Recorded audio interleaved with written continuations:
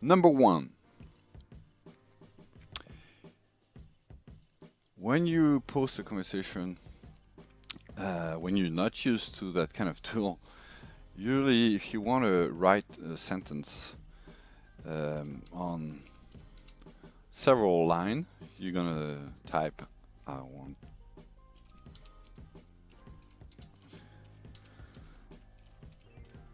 and you're gonna do enter, and enter send the message.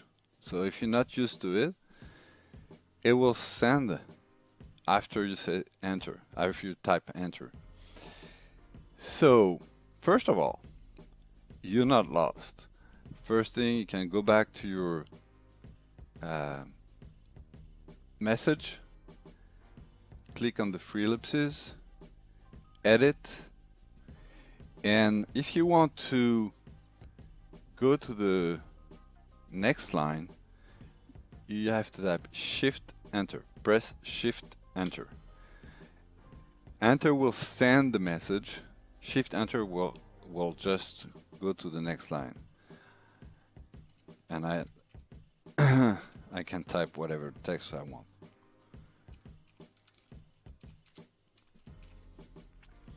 And then you just validate your message.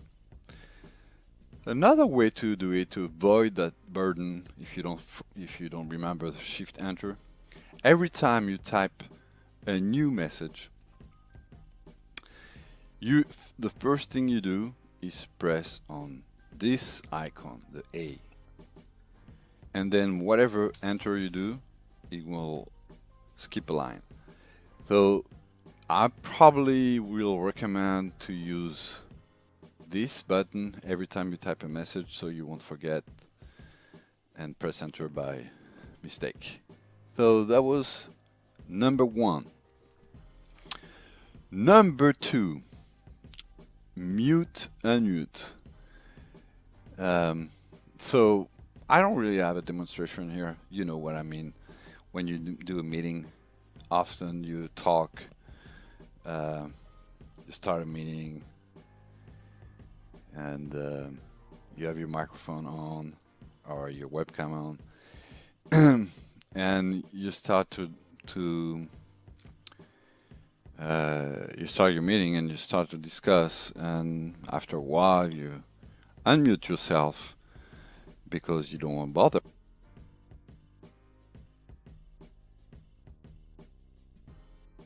yourself. So as you can see, I don't mute here because I have an headset. I have a headset that is compliant to Teams. So I will recommend you to buy a headset that are compliant with a mute and sometimes, I don't know why it's not always the case, sometimes when you're muted and you're talking, there's a message saying you're muted. But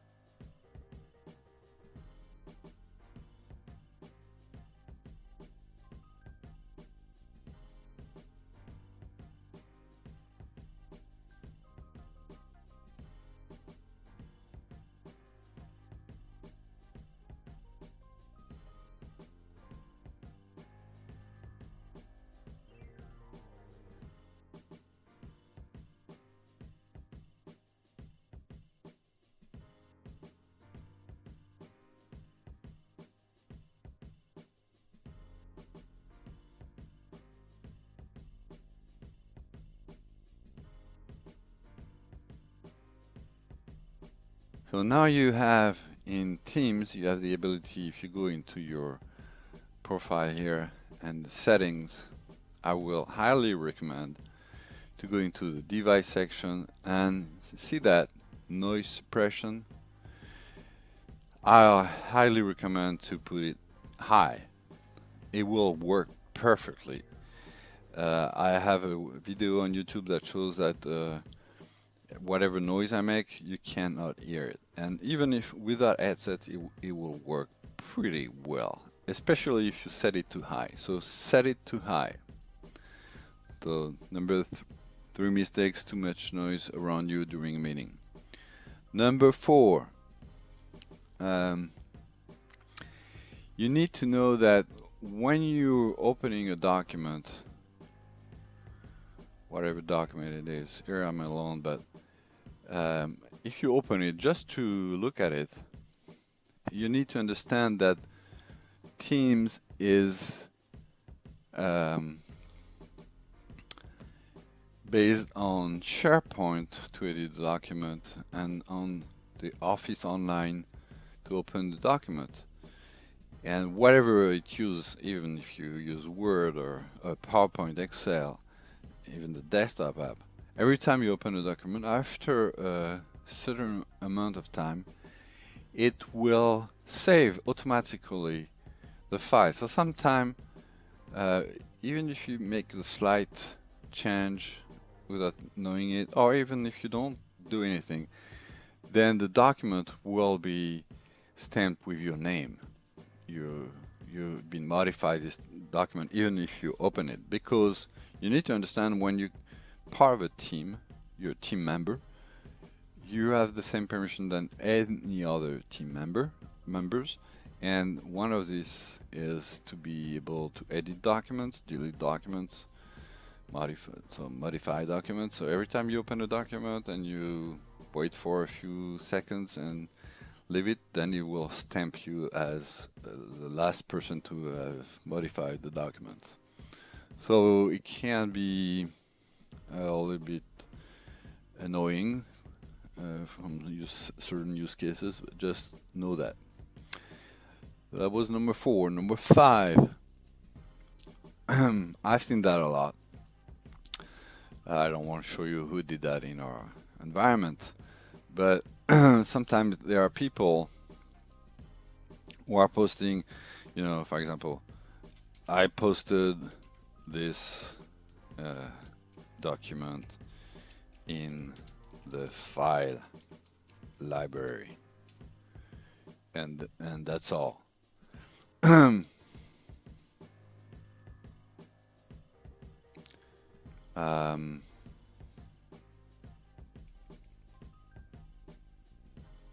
No, I'm gonna delete it because I have an issue here.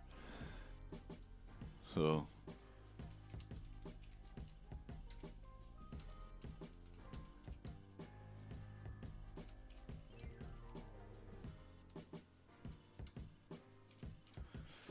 something like that. So when you do that, it saves you time. Okay, you uploaded the document in the library and then you post it, but the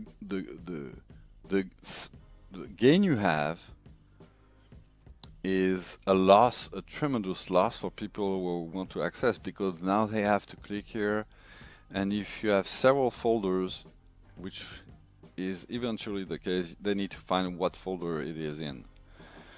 So to avoid that, this is mostly a best practice. Instead of writing this message, you go into so you add a link to the text. So to do that, you need to press once again on the A icon here, and then now you have, so select the word you want to link the document, and then you have access to that, and you can link to the document. So it takes more time. So how do I do that? So you go to Files, you select the file you want to copy. You copy the link, you copy it, and then you go back to your text and you select here and paste your URL. That's one way to do it. You can also do it this way: browse the teams and channels, select your document, and share the link. So you can do either just the link or directly the document. So that was number 5. Avoid just to post a message and let people find where your document is stored. That's not really friendly, but it happens a lot of time. Another mistake is when you post a message, without mentioning anything. That means people are not notified that you posted a new message. So it probably, most of the time, it probably means that they won't see the message. They will see, for example, they will see there's a new message here. I see that because it's bolded. I see that there's a probably one or several new messages. Same thing here.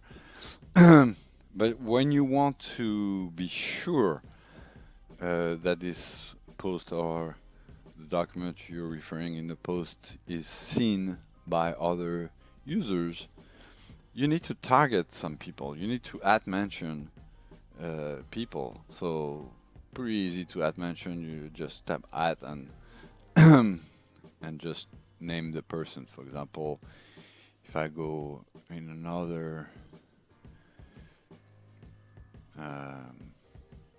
team, here is a document, and you add mention, and you can add mention a person. You can add mention the team. So you type team.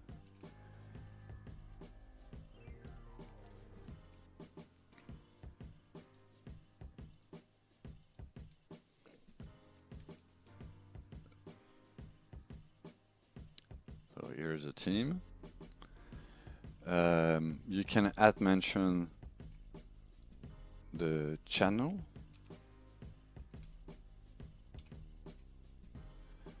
I don't know why it's not reacting correctly here.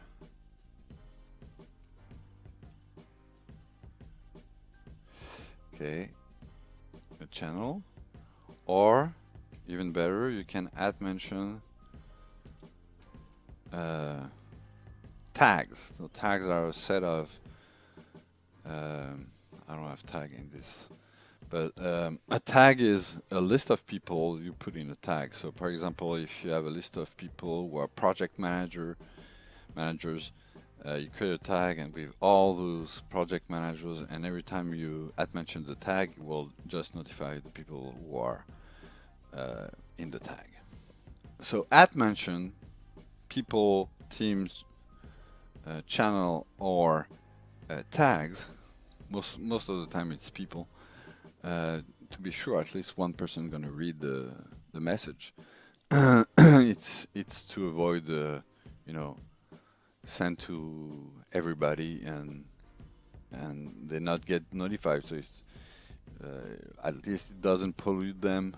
But you want probably when you share something, except if it's just for information, you probably want to tag people, add mention people.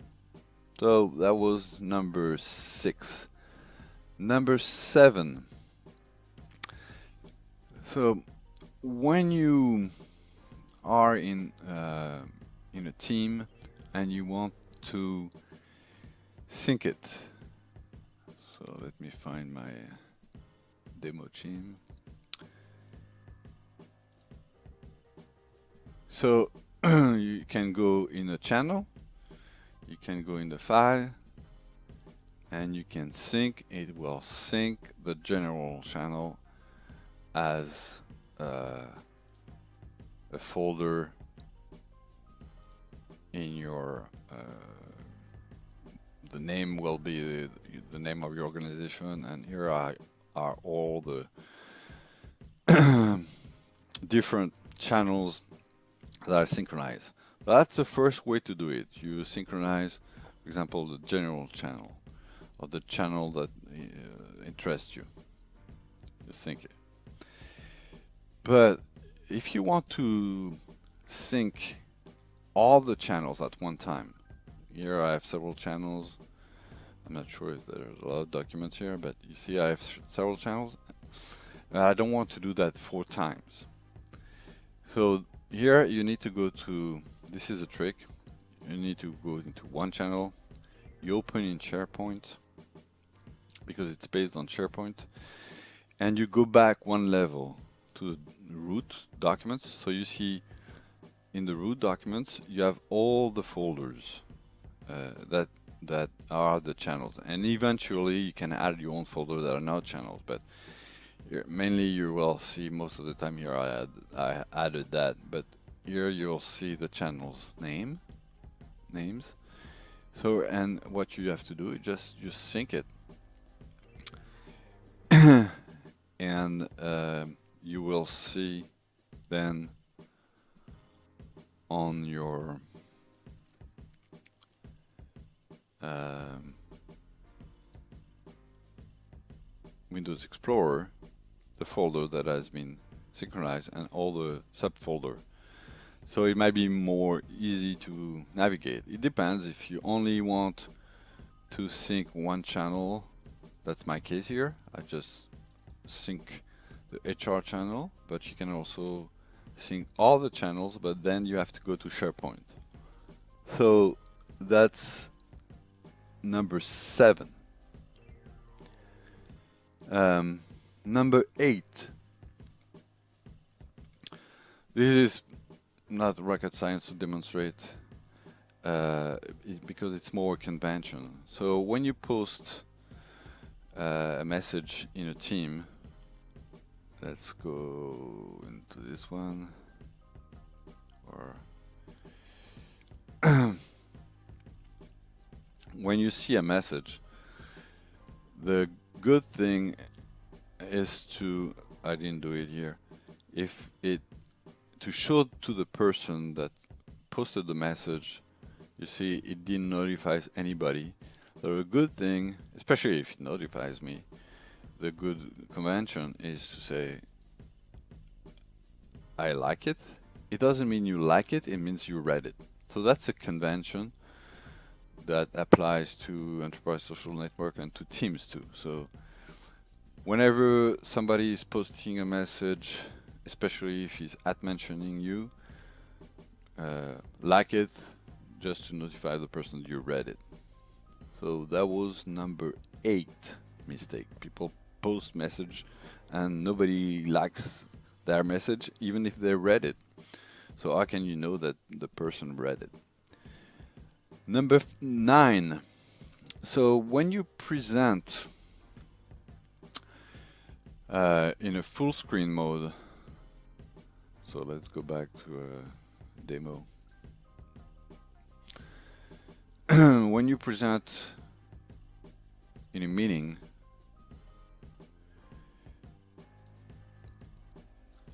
let's say you're going to present a PowerPoint presentation. Let's say I open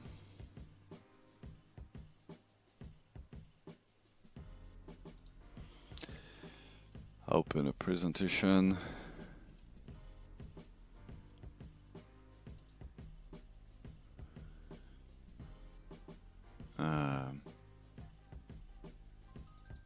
This one. So I have my presentation. I want to show it to my team. So what are you going to do? You're going to share here. And most of the people, well, they do either they show their desktop, or they show a specific window, or they show the PowerPoint that is open already. So when you do that, you can see that the red rectangle here shows oh, I didn't open the correct one. I have the several one. So let me go back to Teams. Come on.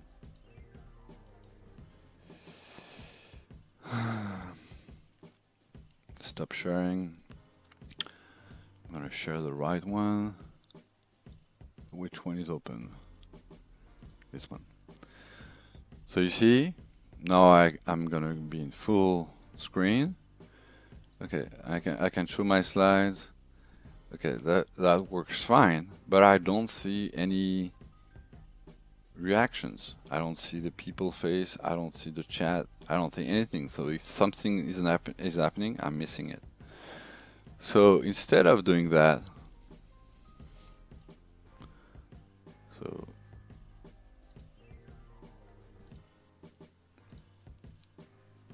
instead of sharing your screen,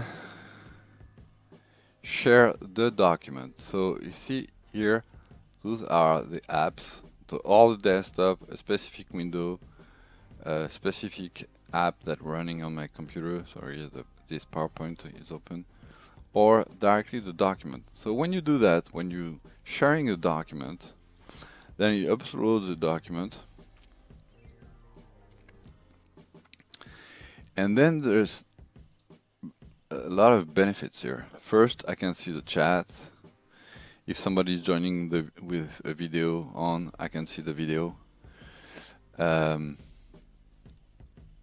also, so I can browse the slides. And I can also either forbid people to present, because what they can do when you do that, they can fast forward the slides. If I want to make them a surprise and I don't want them to see the next slide before I'm talking through the slide, I can click here. But if I leave that on, it's really useful, because then somebody on the other side can ask to request control of the slide, so they can go through the next slide and talk over them. So that means that is the best way to be able to present a PowerPoint to people with several speakers without one speaker telling you, next slide, please. So I'm really recommending that. There are other ways to sharing slides that are more tricky, so I won't get into it.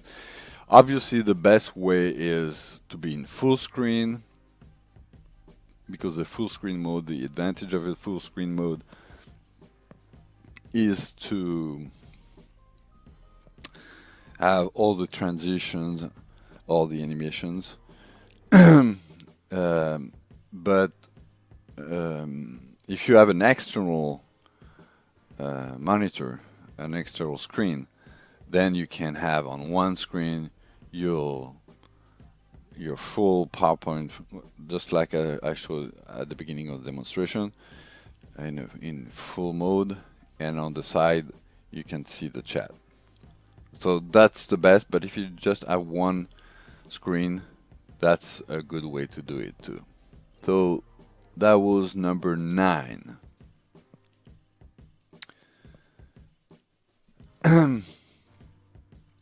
Number 10. So there's something really annoying, is when you're part of a meeting and you're receiving notification after you left the meeting, because people are still in the meeting or using the meeting to chat, and that, or there's a recurring meeting that you don't attend all the time, but since you're part of the meeting, you see the chat all the time going on, and you see a pop-up window. So how do you avoid all that noise? So to do so, you need to find your meeting. So usually it's in a chat. So here is a recurring meeting that we have in my team, and you just go into your meeting here, and you click here, and you mute every notification. So every time, I'm gonna unmute it because I want to see what it's saying, but every time you when you mute a meeting, every time there is a chat in the meeting, you won't see a pop-up. You won't lose it, because you'll be able to go back here.